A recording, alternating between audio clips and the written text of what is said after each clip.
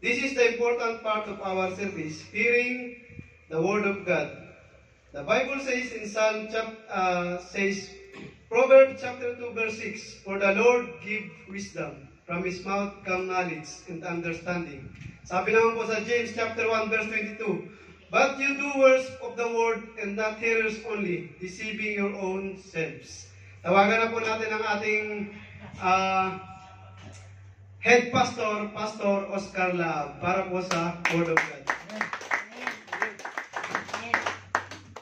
Praise God, hallelujah, puri ng Panginoon.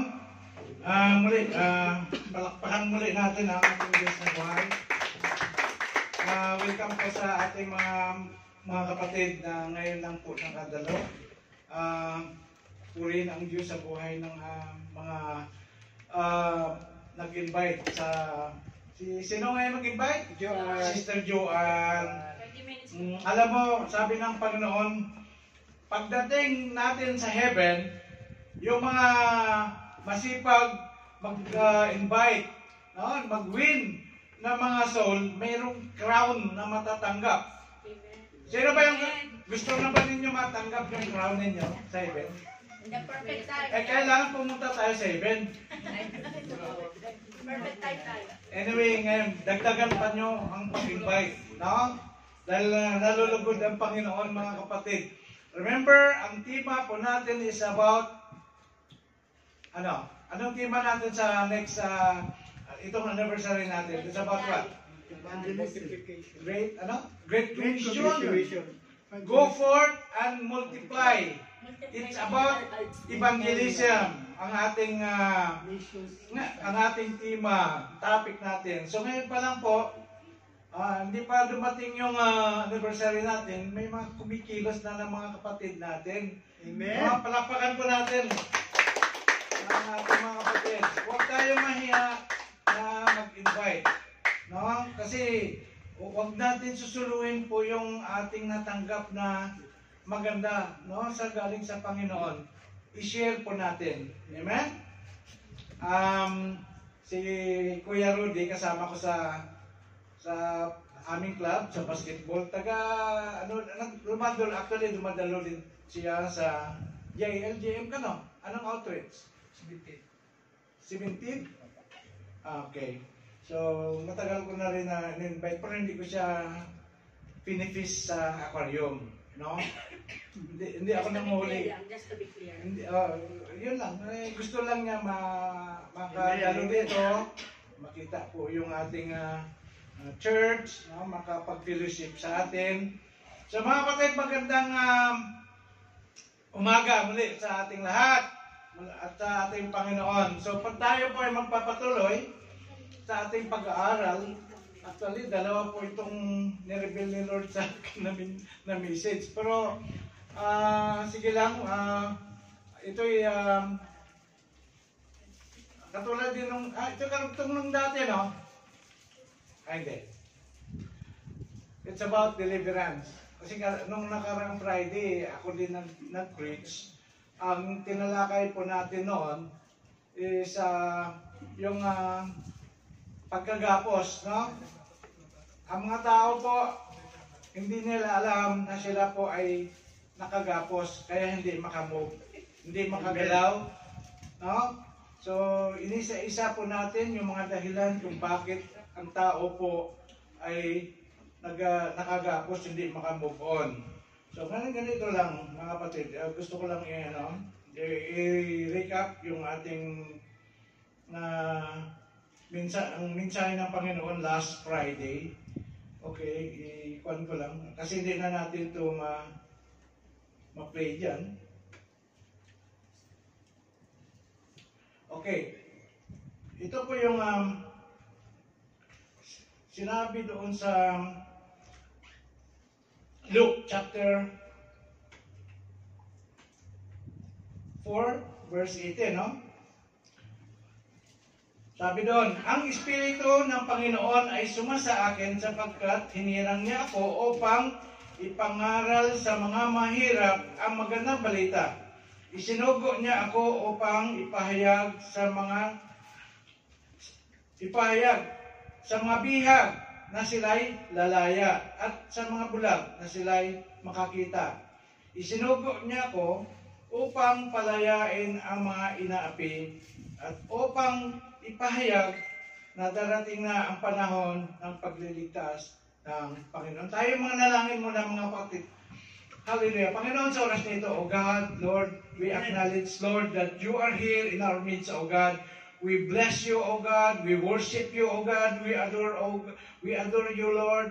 Lord, I acknowledge, Panginoon, that, Lord, 2 or 3 that gathers in the name of the Lord Jesus Christ, you will be in the midst of us, O God. So, dear Holy Spirit, I ask you to minister to all of us, to every soul in this room today, O God. Lord, hide me, O God, behind thy cross, that the voice, Lord, the words that the brethren will hear is not coming from my own knowledge, Lord, and my understanding, O God. But, Lord, let the Holy Spirit open my mouth, O God, that, Lord, your people will hear with clarity every points, O God, that you will let them hear, O God, today, O God. I rebuke all the plan of the enemy to distract us in hearing thy word, O God. We claim the victory, O God, in the mighty name of our Lord Jesus Christ, we pray. Amen. So, palakpakan natin muli ang ating Panginoon. So, the objective of this preaching, which we call it, Christ set us free for our deliverance. Katulad ng binasa ko kanina sa Luke chapter 4 verse 18, no?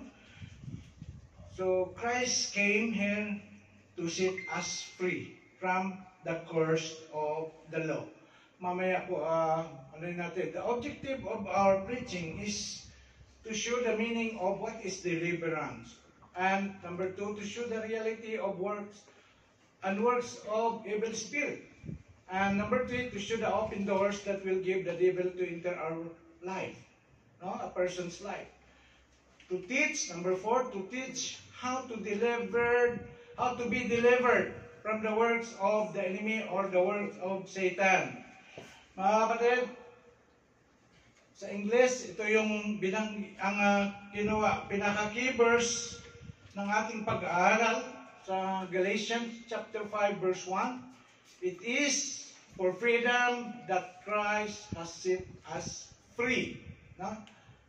Tapos, stand firm din and do not let yourselves be burdened again by a yoke of slavery. Sa Tagalog, malaya na tayo dahil pinalaya na tayo ni Kristo. Kaya, magpakatatag kayo at huwag nang papaalipin pang muli. No? Mga kapatid, ano ang ibig sabihin ng deliverance? Ito po yung ibig sabihin ng deliverance. It means to be taken from one place and released into another, like what happened to the people of the Israelites when they are in the land of slavery in Egypt. No? Nung sila po ay nakatawid na sa Egypt, no, yung Red Sea, they are delivered from the land of slavery, which is land of Pharaoh sa Egypt. Di ba? Inaapi sila doon, slaves sila doon. No? So, nung sila po ay nakatawid na po doon sa Red Sea, sila po ay na-delivered na. No? So, it means to be rescued. No? Nirescue sila. Sabi ng Panginoon, sabi niya kay Moses, sabi niya, Moses, I will assign you a task. Sabi niya, you will lead my people, no, to go out from that land of slavery. I heard the cry of my people.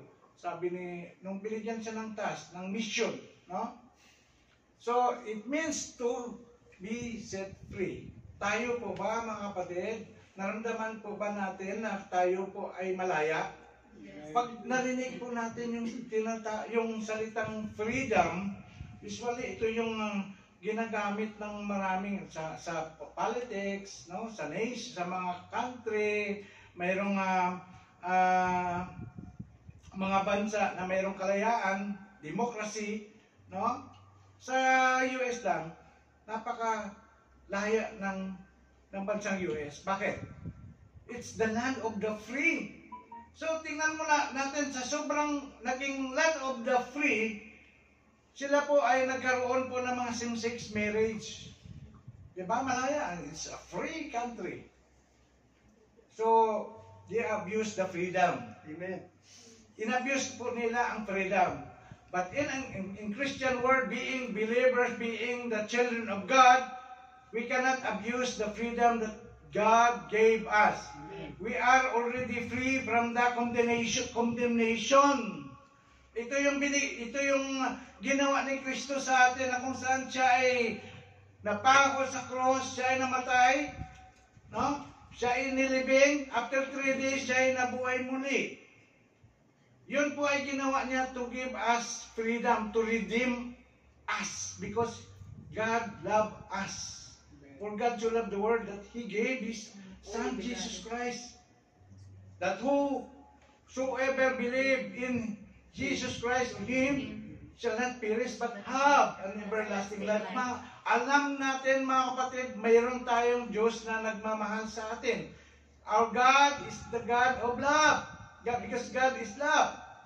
So, siya gumawa ng paraan upang tayo mapalaya doon sa curse of the law. No? So, mga kapatid, nais ng Diyos lahat tayo magkaroon ng freedom from the influence of Satan. Ito yung diniscuss ko nung nakaraan. Na itong mga influence ng kalaban natin, hindi na dapat na mangyari sa atin. Because Christ, when we submit ourselves and accepted Jesus Christ to be our Lord and Savior, we are already free from condemnation. For there is no more condemnation to those who are in Christ. Amen. Amen? Amen. Yung kapangyarihan na kung saan sunod-sunuran tayo noon, nung hindi pa tayo naniniwala, hindi pa tayo nampalataya kay Christ, hindi natin sinubmit, hindi natin tinanggap siya bilang Panginoon natin at tagapagligtas. Ang nangyari, sunod-sunuran tayo doon sa gusto ng kalaban. Kasi nakagapos po tayo. Parang tayong aso na mayroong anong tawag dyan? Collar. Collar. Collar. Alam ni Babe Sean. Na kung saan inihila po natin yung aso, di ba? Inihila po natin yung aso kung saan gusto nating pupunta. Susunod siya kasi may nakatali. Parang kalabaw. Yung kalabaw, di ba yung kalabaw, ganun din? May tali din dito sa ilong kasi ako nagbabantay ako ng kalabaw ng lulo ko. So, ang kabayo, ganun din, di ba? Mayroon din ginagamit ang mga kotsero, no? Para magliliko sa kanan, diretso ang kabayo. So, ganun ang sitwasyon ng ibang mga tao na under pa sa kapangyarihan ng kalaban. Sunod-sunuran sa gusto ni Satanas. Sabi nga ng iba, born again ka na, hallelujah. Hallelujah. No, ganun yung mga nagpe-persecute sa atin, parang nag-born again ka na palagi, hallelujah, hallelujah kayo dyan.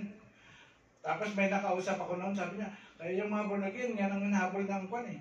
Hinahabol ng Satanas eh, ng demonyo. Totoo ka dyan, sabi ko. Alam mo, kaming mga born again, hinahabol ng demonyo. No, kumahabol sila, tumatakbo kami. Pero yung mga wala pa kay Kristo, yung mga hindi born again, hindi na magpapagod ang mga demonyo para habulin sila. Kasi bakit? Sa kanila na ngayon eh. Under na sa kanila eh. Nasa kingdom na nila eh. Bakit pa sila maghahabol? So, ganun mga kapatid. Siguruhin natin na tayo nakapasok sa harian ng Diyos. Amen? Amen. Siguruhin natin na tayo is under the kingdom of God. Amen? Amen. Anong sabi doon sa John 3:3? Unless a man be born again, he cannot enter the kingdom of God.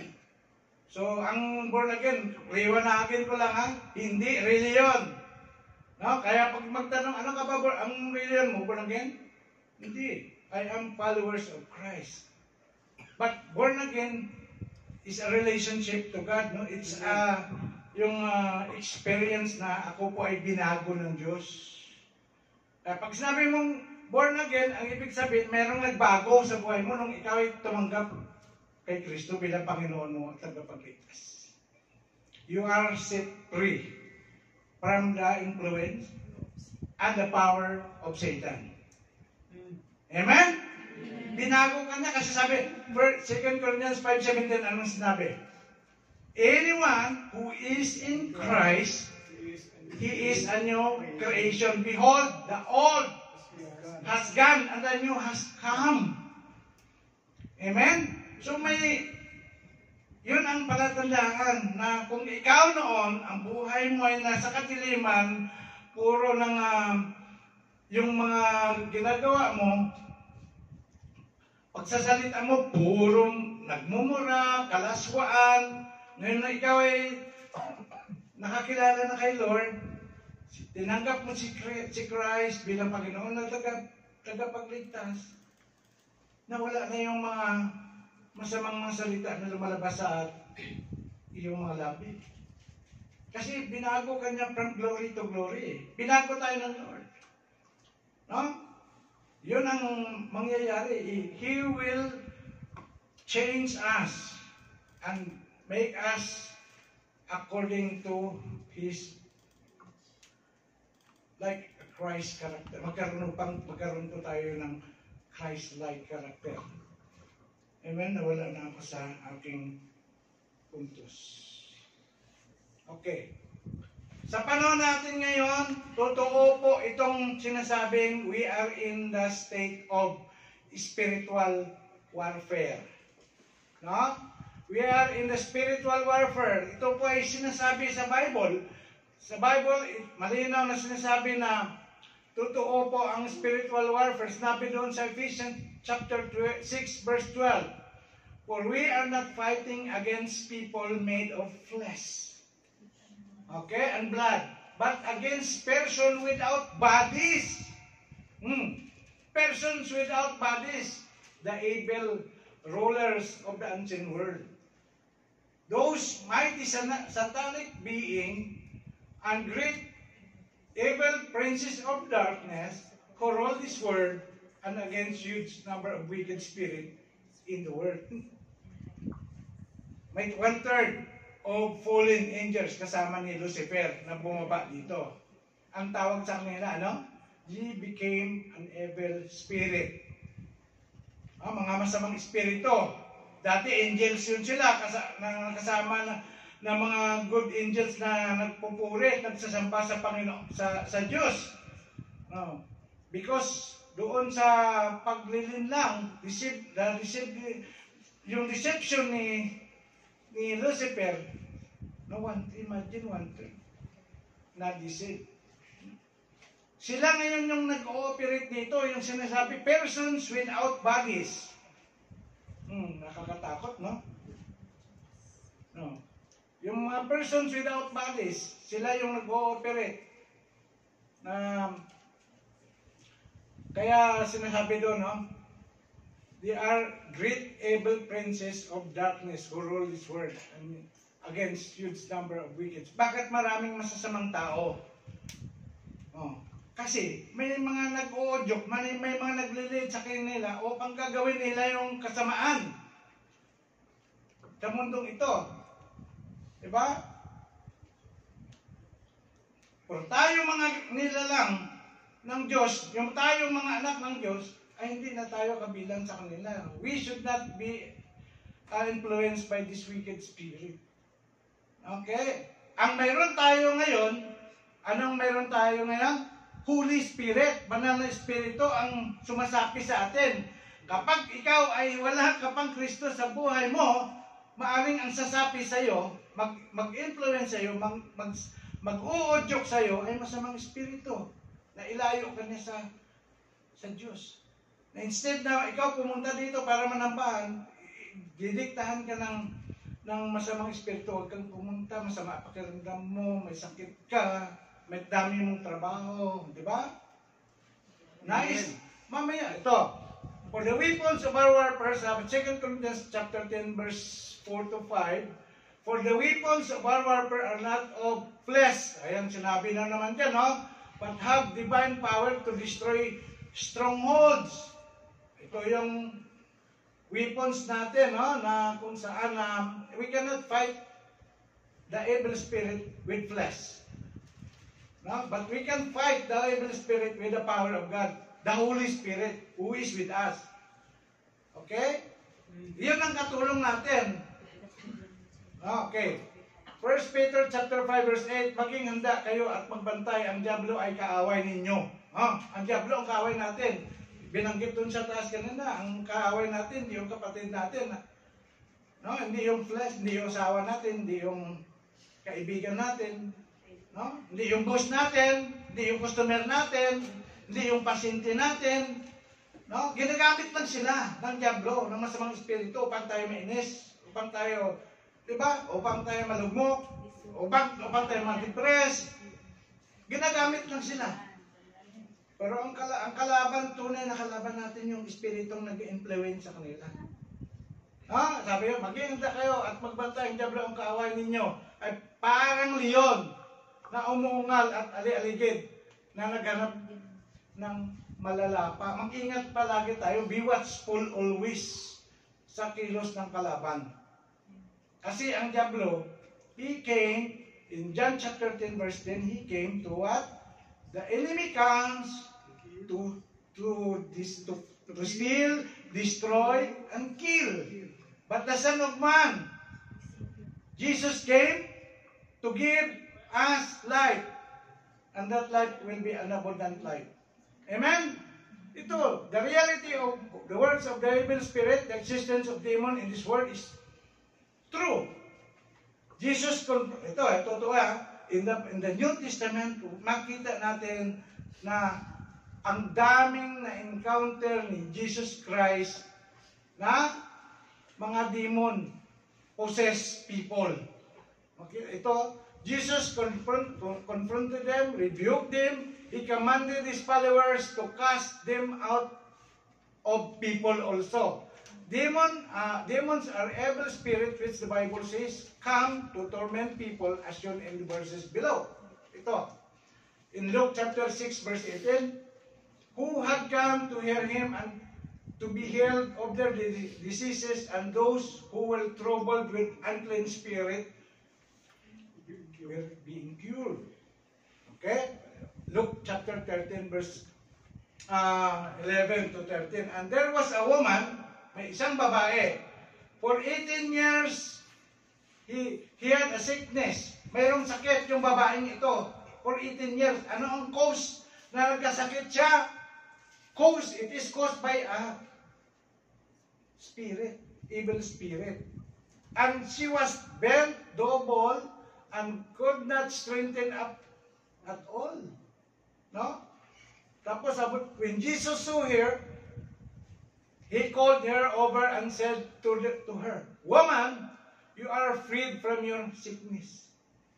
And he laid his hand on her, and immediately she made erect again and began glorifying God. No? Sa Luke chapter 5 verse 16, the crowd gathered also from the towns around Jerusalem, bringing their sick and those tormented by impure spirit, and all of them were healed. Yun ang mga ginawa ni Jesus Christ that time. No?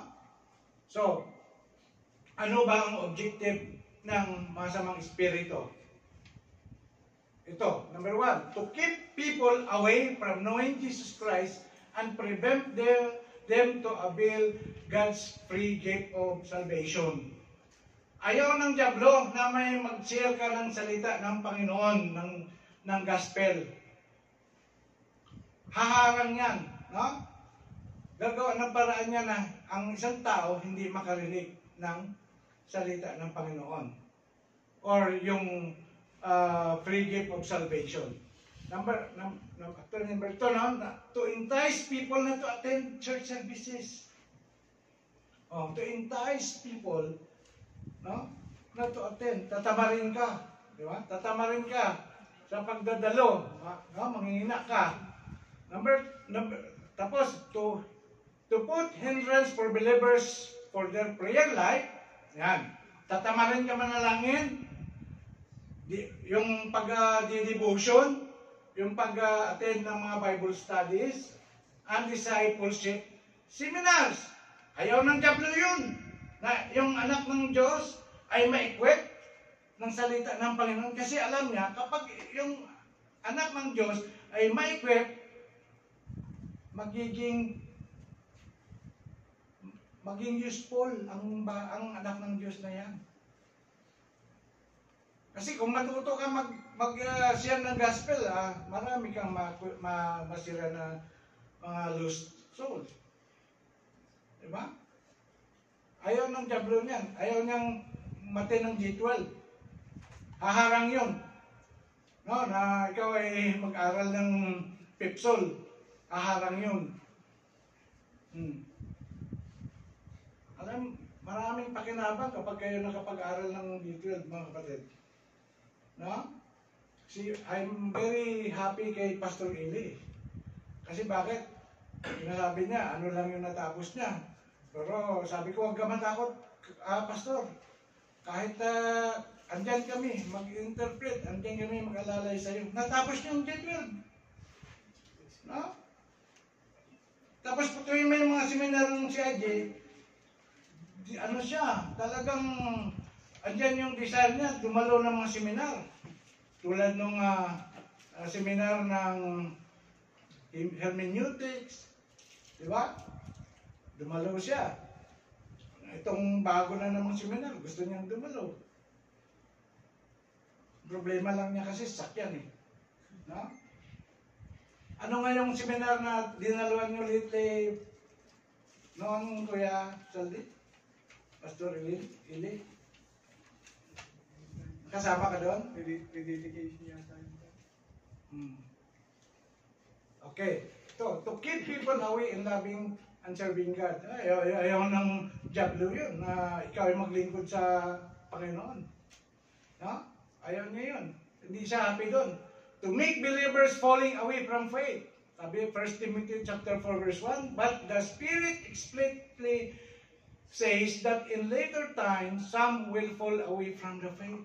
Darating ang panahon, ang mga mananampalataya, even the elected one, even yung mga sabihin natin, mga mainit sa Panginoon, darating ang panahon na sila po ay mag-fall away, mag-backslide.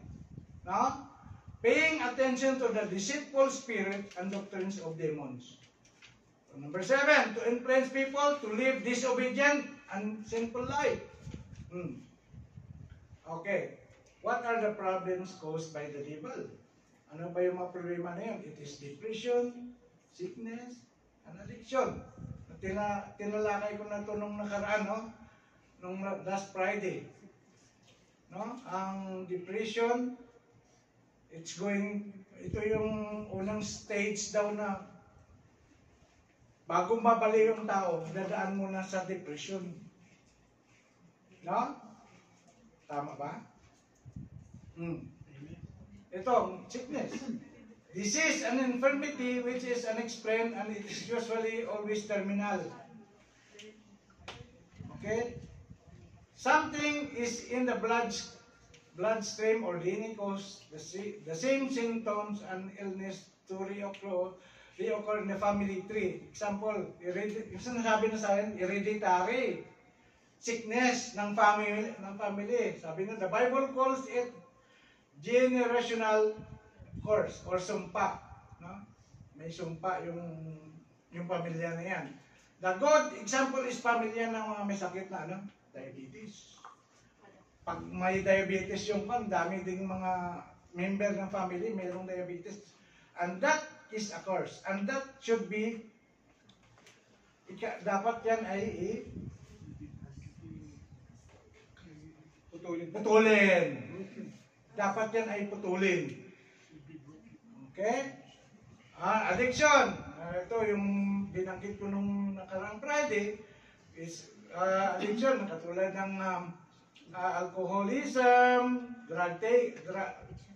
mga drug addict, immorality, adultery, divorce. No? It can also be evident in the family with multiple members struggling with addiction.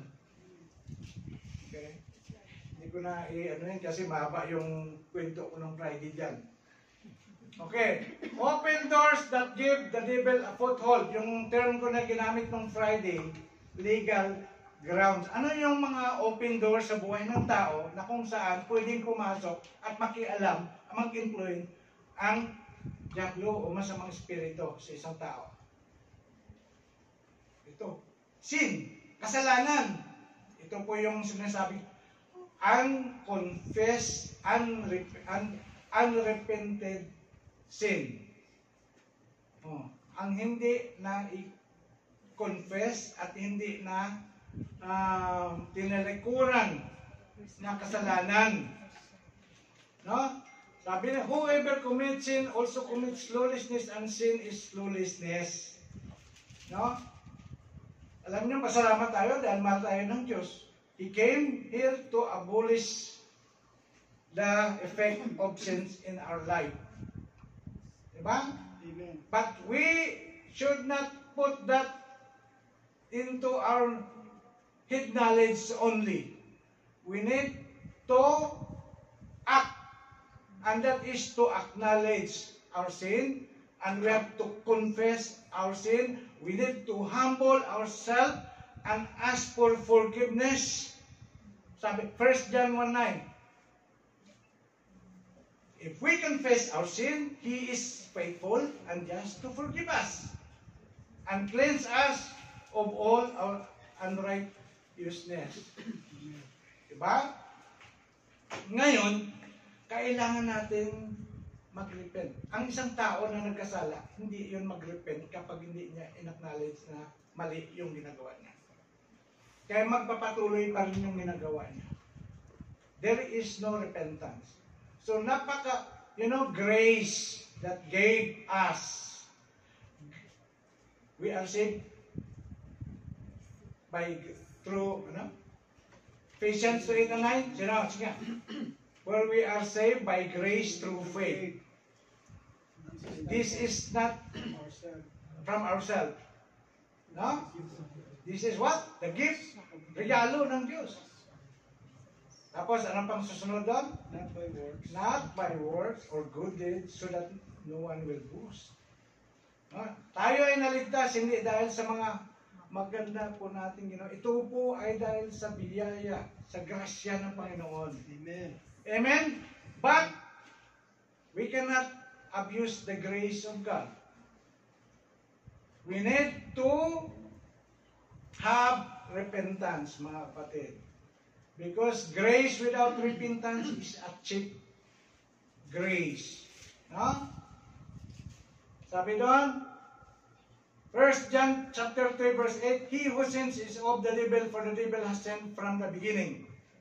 Okay, itong sinabi, pag nagkasala, binanggit na ipaliwanag ko na rin to, yung tayo po ay ginawa ng Diyos na mayroong emosyon na magalit. Pero, doon sa pagkagalit, pag tayo nagkagalit, huwag tayo magkasala. Di ba? Be ye angry and not sin. Jesus Christ, nagalit na, di ba? Okay, sumunod na lang tayo doon sa sunod na. The open doors that may give Satan a legal right to a person's life is prenatal abuse. Parents who curse their babies. No, tulad yan. Nagalit yung magulang mo, nabuntis ka, na hindi patapos yung pag-aaral mo, kung ano yung binitawan niya, na hindi magandang salita doon sa yung dinadala mo. No? Tapos magkaroon ng spirit of rejection. Number 2, sinful acts and habits like addiction, being drunk or high of drugs and violence, idle words, walang kabuluhang masalita towards oneself or receiving from others. Fornication, disobedience to God's word, idolatry. Ito po ay italakay na rin natin to. No? Anong mga bagay na mas higit pa yung mga ginagawa po natin. na mga bagay na mas higit pa na binigyan natin ng oras, panahon, kaysa yung panahon na dapat nating ilaan para sa Panginoon, tulad ng pag-attend ng gawain. Inuna mo pang mag-basketball, magdagat. Hindi ako, nagbabasketball ako, pero hindi ko pinapabayaan yung gawain ng Panginoon. Sino yun, Tay? Yung basketball, inuuna ko yung at least nandito ako tuwing yung totaling wala ka dito dahil sa nagdagat ka, inuuna mo yung lakad ng iyong barkada. Dahil yun ang ginagawa mo every Friday. Ano pa, mga panahon na dapat ikaw ay manalangin, nag-email ka, binanggit ko na ito nung nakaraan, di ba? Ano pa? Ano yung mga bagay pa na yan? Okay, kasi maging paulit-ulit, no? Okay, ito number 7, napakalaga. Off-road movement. If you're involved with the spirit of the glass, ayan, no? Tarot cards, astrology, sino yung mahilig magpa-palm reading sa Quiapo? Naranasan pa nyo yan? Astrology, clairvoyance, spirit of the glass, new age activities, and witchcraft, yung mga pangkukulam. If you are involved on these mentioned things,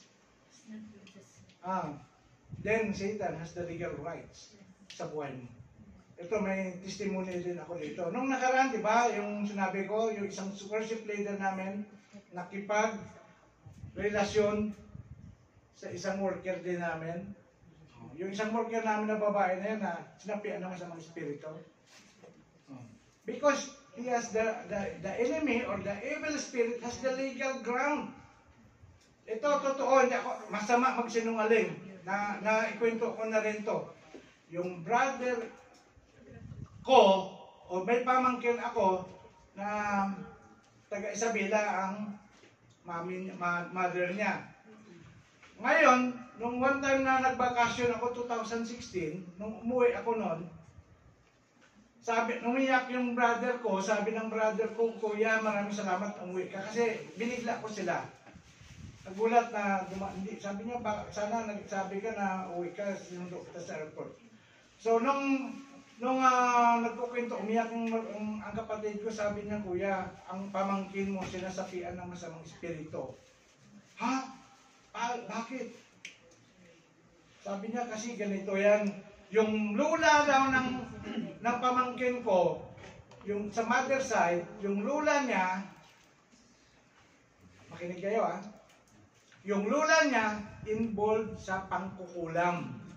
Kumikita ng pera sa pangkukulam. Ngayon, gusto ng umalis yung pamilya nila sa doon sa koneksyon na yun ng spirito na yun.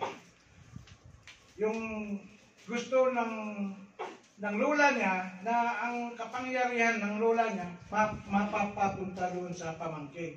Naalala nyo, hindi ba mamatay yung kung walang sasalo? Narinig nyo yun? Ganon, di ba? Ngayon, yung pamangkin ko, ayaw niya mangkulam.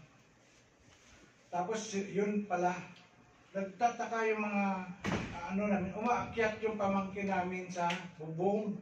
Nawala siya sa sarili niya. Tapos sabi ng kapatid, sabi niya, Kuya, ang kwento niya, kapag nawala siya sa sarili niya, ang kausap niya kapre. Masamang espiritu. At sinusumbat sa kanya, hindi kayo pwedeng humiwalay sa amin.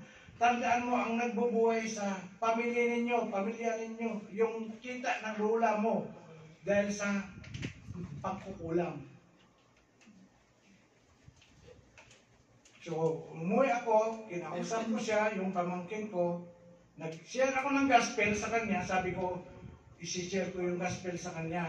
So, nilidown ko, alam nyo, kalahati pa lang.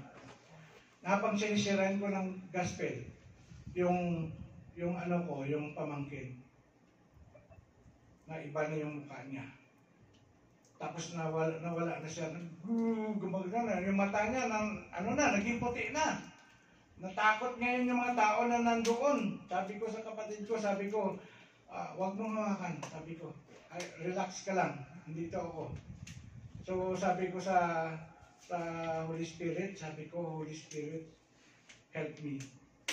You have given me the authority to destroy the works of the enemy.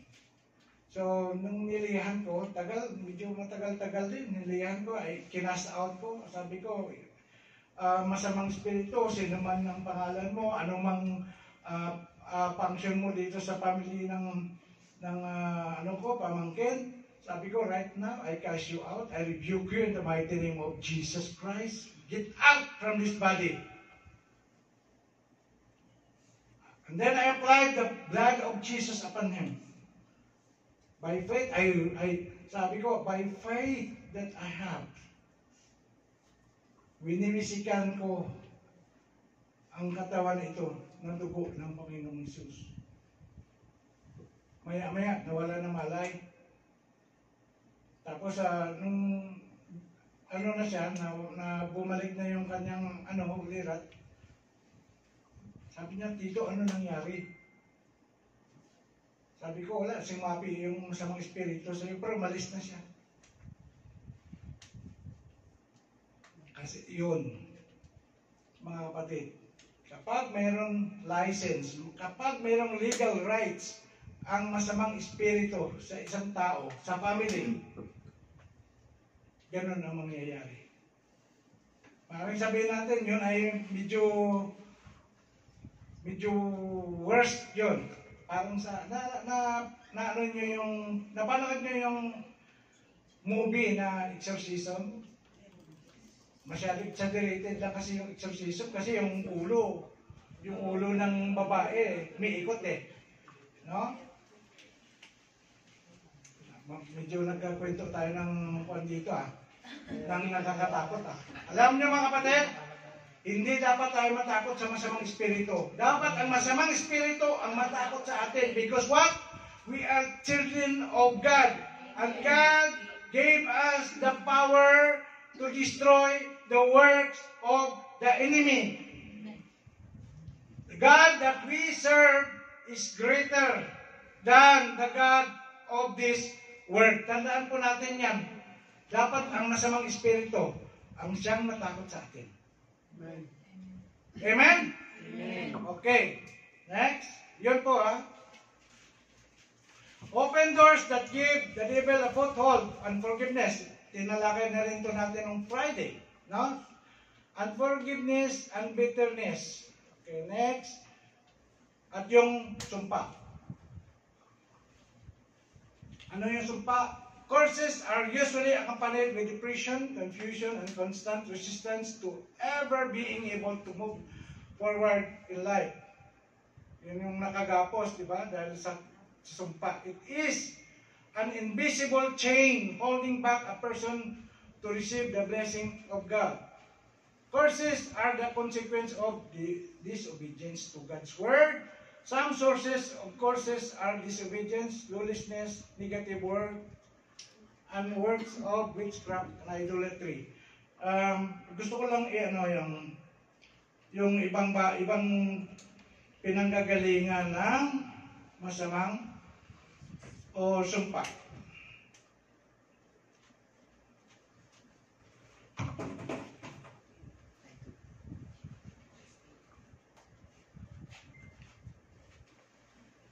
Dito basahin ko na lang kasi nasa isang PowerPoint ko yan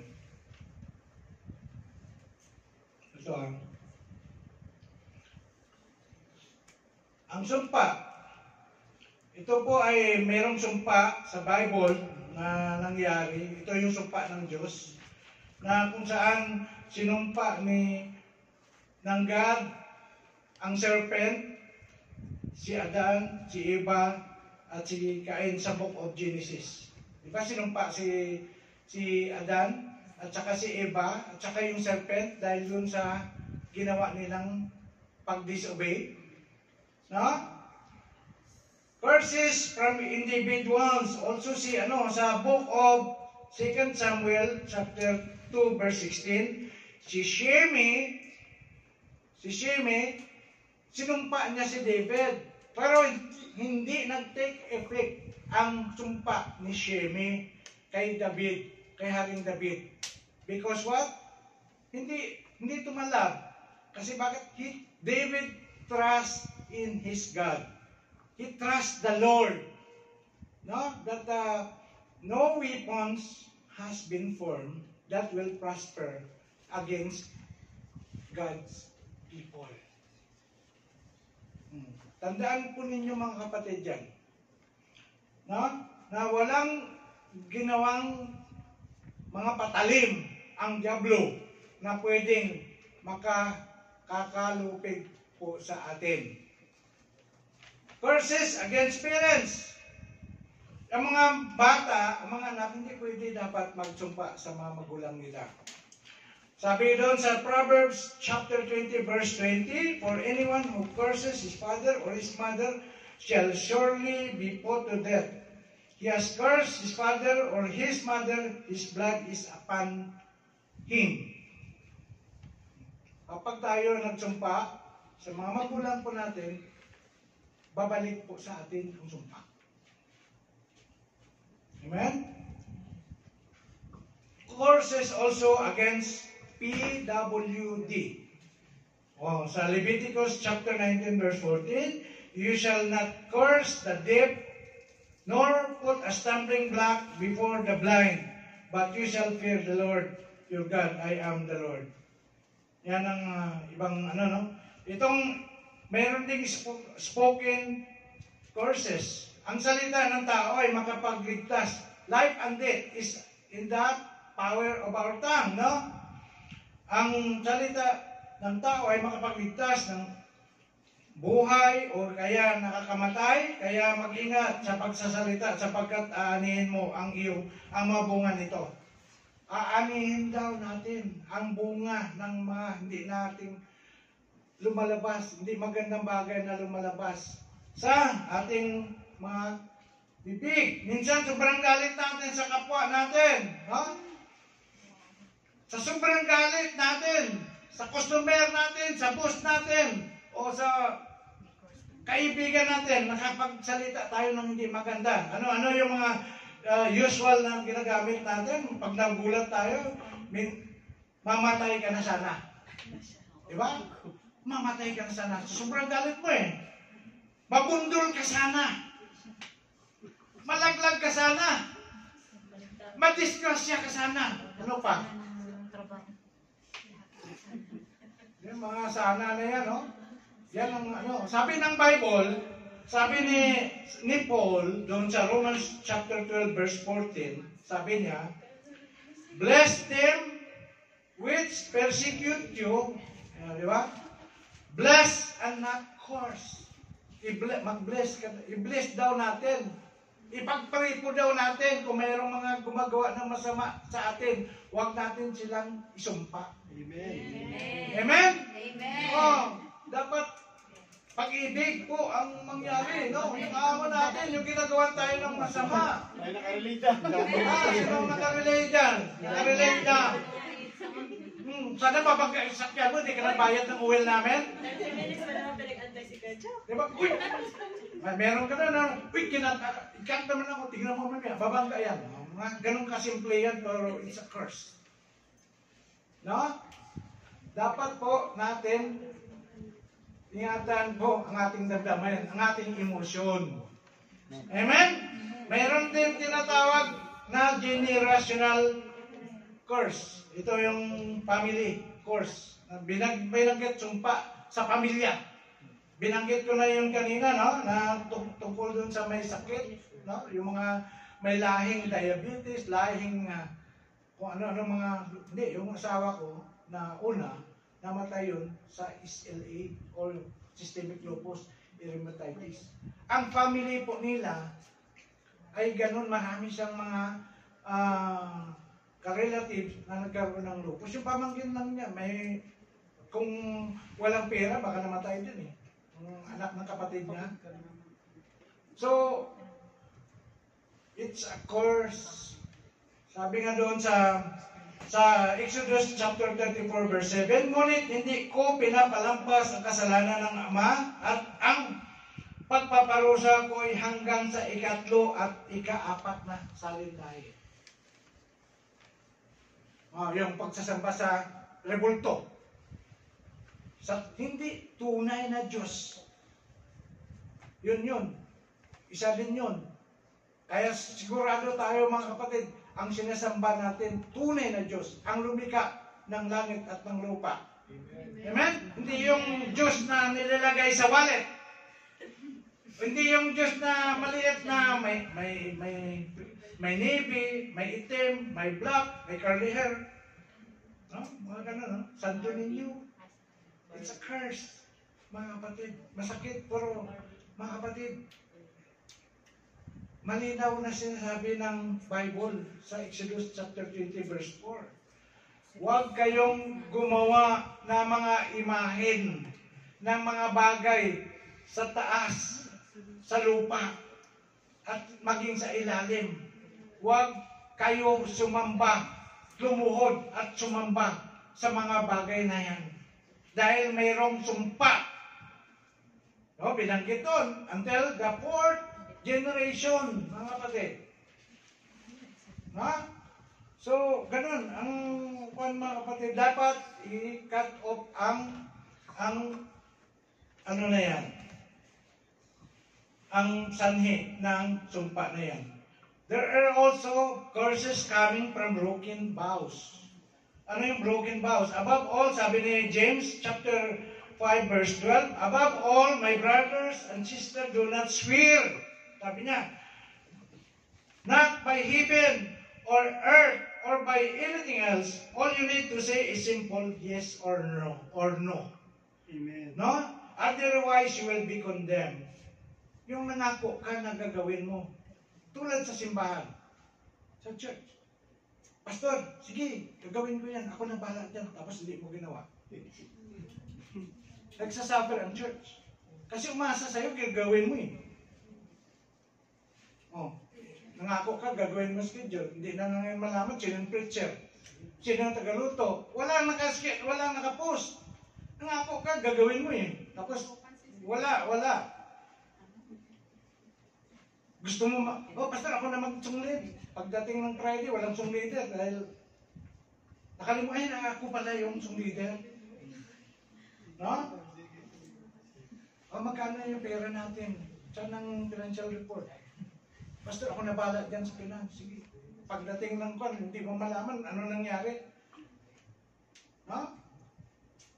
Kaya mga kapatid, let your no be no. Let your yes be yes. Huwag ka mangako kapag hindi ka sigurado magawa mo. Because it will, sabi nga dito, otherwise you will be condemned. Amen. No? So any broken vows you have made need to be repented. Ano man yung mga ginawa mong mga pangako, dapat pagsisihan yun. Number 4, ano yung mga isa pang pinanggagalingan ng sumpa? It is living in a cursed land. Ang pagtira sa isang lugar na mayroong sumpa. Dito sa Jeremiah chapter 23 verse 10, sapagkat ang lupain ay puno ng mga ngalon niya, sapagkat dahil sa sumpa ay tumatagis ang lupain. Tumatangis ang lupain. Ang mga pasulan sa ilang ay natuyo. Walang mga tanim na nabubuhay dahil may sumpa ang lugar. But God created us Christian, being children of God, to be a blessing to a dry land. Amen? Amen. Tayo yung gagamitin upang magkaroon po ng buhay ang isang lugar. Kapag may maraming mananampalataya sa isang lugar, kahit may sumpa yan, maging fertile land yan.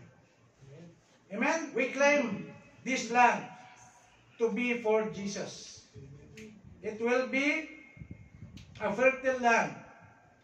Not literal na magkaroon ng green agriculture. It will be fertile for the gospel of Christ. Amen? And this land will be fertile with the gospel of Christ. We claim this land for Christ.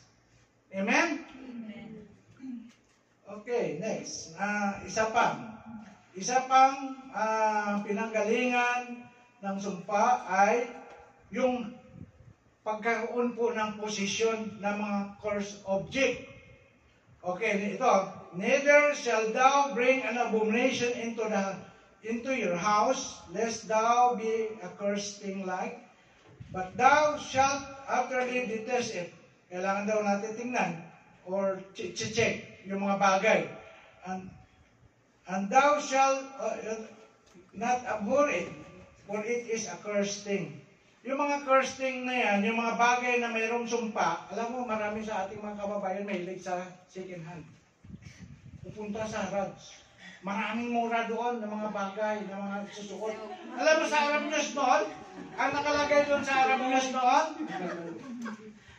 News noon, nakasulat ang Harads daw, ang mga damit doon, damit ng mga patay.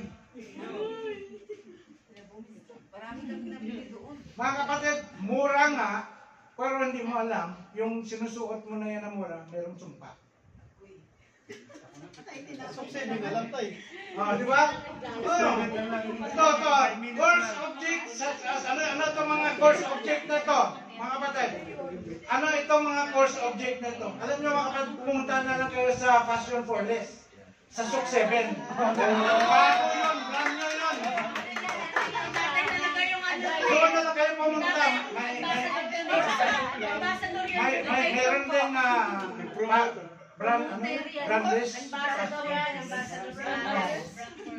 brand proless. Marami doon mga mura. Dito sa Matagya. Sa may bicycle, meron din dyan. Magjari. 15 real lang, short. Sa Islam tayo. Sa Island, mura din doon. Wala dyan doon. Yung guys. Okay, ito yung mga course object. Makinig kayo. Occult box. Sino yung mga may mga babasahin aklat ng tungkol sa occult? Occult. Kulto. Mga singsing. Singsing na may kapangyarihan. May bili ka dyan sa Quiapo, may binili kang singsing, may kapangyarihan, anting-anting. Yung mga kwintas na mayroong anting-anting, yung mga bata na para hindi daw magkasakit yung bata, mayroong tinutusok na pin na parang Black and red. They can bring curse upon your life in your home. It is also biblical. Kung magkaroon kayo ng mga ganong object, ano gagawin ninyo? Ano gagawin ninyo kung mayroon kayong mga bagay na yan? Sabi dito, sa Acts chapter 19 verse 19, sabi doon, at hindi kakaunti sa mga nagsisigamit ng mga kabihas ng mahika ay nagsipagtipon ng kanilang mga aklat at pinagsusunog sa paningin ng lahat at kanilang binilang ang halaga niyon at nasumpungan may 50,000 putol na pilak. Hindi sila nag-aksaya sa Book of Acts, yung mga nagkaroon po ng mga bagay na yung sinunog po nila. Anong nakaraan, sabi ko, pag may ginto ka, yung iba, yung ginto, ay sinusunog nila. Hindi na tinatapon kasi malaki naman yung halaga kapag ibinta mo. Okay. Sinasabi ng Ezekiel chapter 20 verse 7, at sinabi ko sa kanila, itakwil ng bawat isa sa inyo ang mga bagay na kinakasaklaman ng Diyos sa kanyang mga mata, at huwag kayong manghahawa sa mga Diyos-Diyosan ng Ehipto, at ako ang Panginoon ninyong Diyos. Tapos na po ang ating salita ng Panginoon. 5 minutes pa? 5 minutes pa pala eh. Ako masunurin ako pag sinabing 5 minutes pa, 5 minutes. Sige. Ano ngayon ang cure? Ano ngayon ang cure? Okay. Ang cure po ay sinasabi dun sa Luke chapter 4 verse 18. The Spirit of the Lord is on me because He has anointed me to proclaim good news to the poor. He has sent me to proclaim freedom for the prisoner and recovery of sight for the blind. So what is the cure? The cure is Jesus Christ. Amen.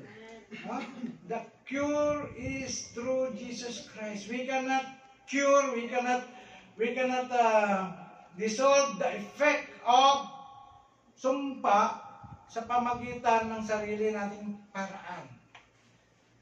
The blood of Jesus Christ that was shed in the cross of Calvary 2,000 years ago. Yun po ang maglilinis sa atin. No? Si Jesu Kristo lamang ang makapagligtas sa mga tao mula sa pagkabihag. At siya po ang makapagbigay ng pagpapalaya sa atin. Tinalo niya ang mga gawa ng masamang espiritu sa magitan ng kanyang buhay, no? Kung saan siya ay namatay sa cross at muling nabuhay. Upang mapalaya ang mga tao ay dapat na iligtas mula sa kapangyarihan ng Satanas, dalhin natin tayo sa kanyang presensya. Amen? So, kailangan natin ng prayer and fasting. Okay? Una yan. Kailangan natin ng binding and loosing.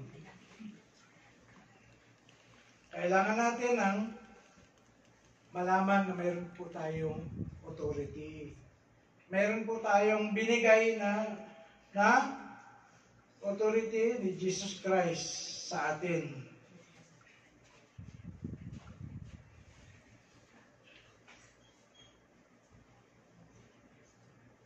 Okay, hanggang dito na lang po muna. Kasi mag-over na pa. Sunod na lang na Friday ulit. Amen. Amen! Palakpakan po natin ang Diyos. Hindi malinaw ba sa inyo, mga kapatid? Okay, so actually, ilang session ito, yung mahaba ito, ang deliverance sa aming soul is OL2.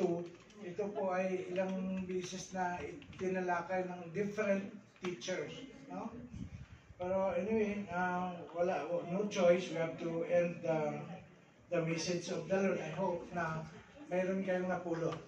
Amen. Amen? Meron ba kayong natandaan sa salita ng Panginoon? Amen. Ano yung natandaan ninyo? Jesus Christ. Ano? Jesus Christ set us free. Ano yung mga dahilan na ang masamang espiritu ay makapasok sa buhay ng tao? Just give me one. Sin. Unconfessed Sin. and unrepented sin. Ano pa? Sumpa. Curse. Oh. Ang sumpa po, ang curse. Diba? Ano pa? Unforgiveness. Bitterness. Bitterness. Hatred. Oh, hatred. Pride. Right. Anyway, mga kapatid, i-post ko naman to sa no? I-post ko to sa ating group para ma-review ninyo. Amen. Amen? So tayo po ay manalangin. Hallelujah, Panginoon, sa oras nito, maraming salamat. Banal na Espiritu, ikaw ang nagsalita. Panginoon, I pray, silyuhan mo, Panginoon, ang mga lumabas, Panginoon, na mga salita at narinig ng iyong mga anak, Panginoon. I claim, O God, na Lord, ang mga anumang mga nakagapos na nagawa ng masamang espiritu sa bawat buhay ng mga anak mo na narito, Panginoon, right now, Panginoon, I rebuke it, O God, in the mighty name of Jesus Christ of Nazareth. You are the God, Lord, na nagbigay sa amin ng kalayaan, Panginoon, through the blood of our Lord Jesus Christ. I pray, Panginoon, right now, for the release from any negative words spoken over your people, o God, the life of your people. Any harmful thoughts that may come upon their thoughts, O God, negative thoughts, O God, you said in your words, O God, that Lord, we have to cast out every negative thoughts that will come in our mind.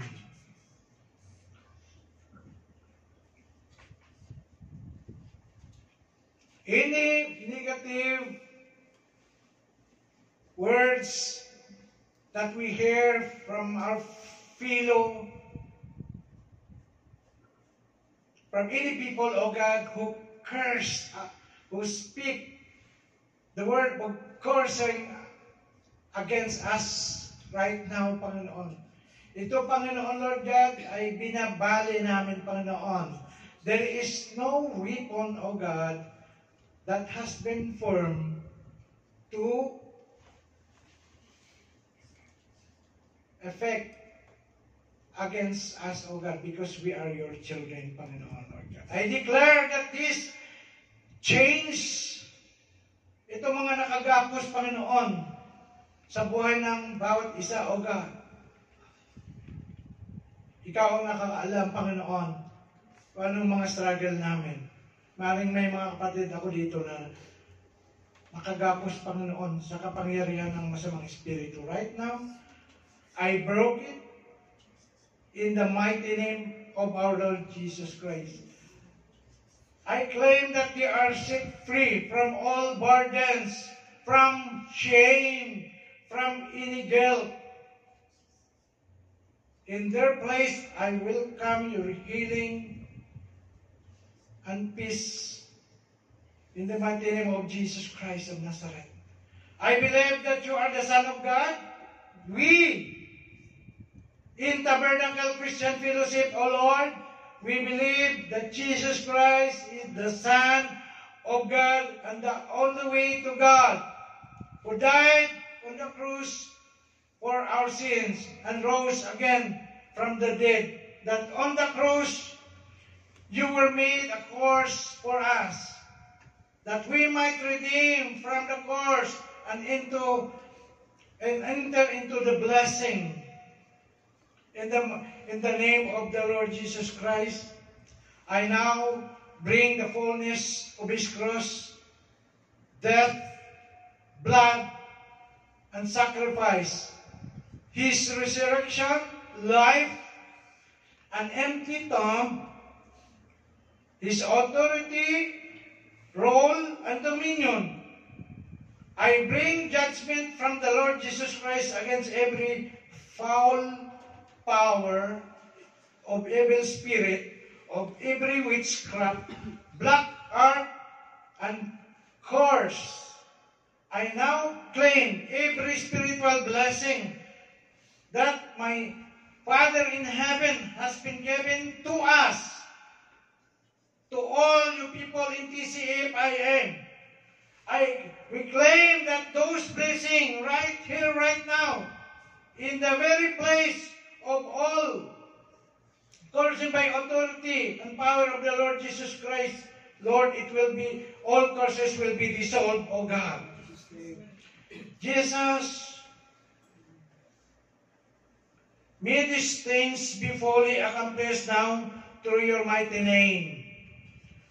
We affirm, Heavenly Father, that you have not given us the spirit of fear, but of power, love, and sound mind. We break and smash the stronghold of Satan, forms against us with our emotions, and give our emotions to you, O God. We repent from all sins and renounce in the name of Jesus Christ. We resist the devil, as you said in James chapter 4 verse 7, therefore submit to God, resist the devil, and he will flee from you. Lord, this word of yours, we use this word and trust in your mercy and kindness to help us let go of all fears, worries, problems, doubts, guilt, disappointment. I pray this, Father, in the mighty name of our Lord Jesus Christ. All the children of the Lord right now in this room will say, Amen. Amen. Amen.